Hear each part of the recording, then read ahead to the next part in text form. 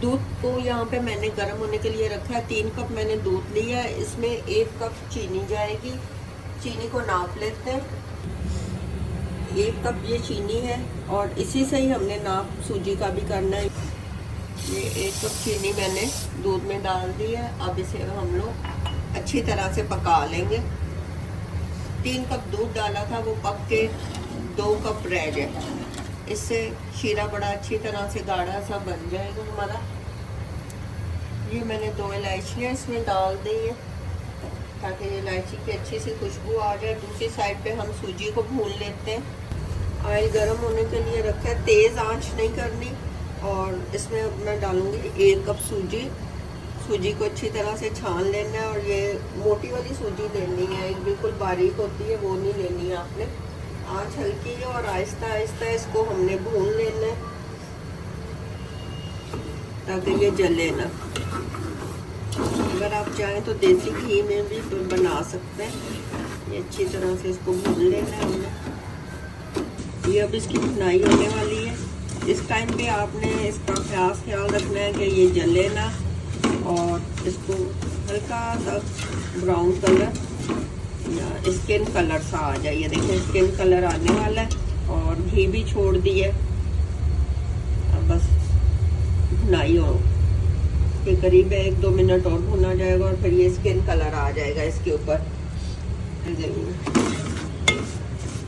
ये देखें कितना प्यारा सा स्किन कलर आ चुका है। अब इसकी फ्लेम आपने कम कर देनी है और ये जो चाशनी यहाँ पे तैयार हुई है, ये देखें दूध में चीनी अच्छी तरह से मिक्स हो चुकी है। अब हम इसे फ्लेम कम करके इसमें डालेंगे। अपने हाथ को आपने बचा के डालना है क्योंकि एकदम से ना भाप भी हाथ पे आती है और छींटे भी। ये आपने खास ख्याल रखना है, फ्लेम को कम रखना है ताकि सूजी हमारी जले ना, क्योंकि ये जिस टाइम भुनाई के टाइम पे आती है तो ये एकदम से जल जाती है। अब ये देखिए हम इसमें ये फ्लेम को बंद किया हुआ था, ये इसमें डाल देंगे। बढ़िया प्यार से डालेंगे।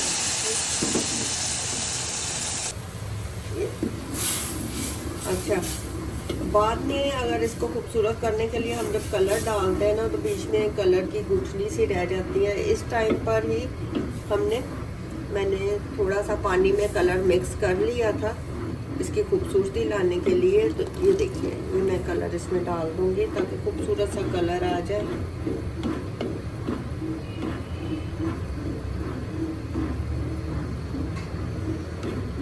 और इसको मुसलसल आपने हिलाना है। जब भुनाई करीब आएगी, दानेदार हलवा हो जाएगा, उस टाइम पे ये ऑयल छोड़ने लग जाएगा और किनारे भी देखिए। हलवा तैयार हो चुका है। ये देखिए किनारे इसने छोड़ दिए और मुसलसल आपने चम्मच हिलाते जाना है ताकि अच्छी तरह से हलवा हमारा बन जाए। इस टाइम पे हम इसमें किशमिश डाल देंगे। किशमिश मैंने साफ करके धो ली है, आपने भी इसे धोकर इस्तेमाल करनी है क्योंकि मट्टी वगैरह होती है।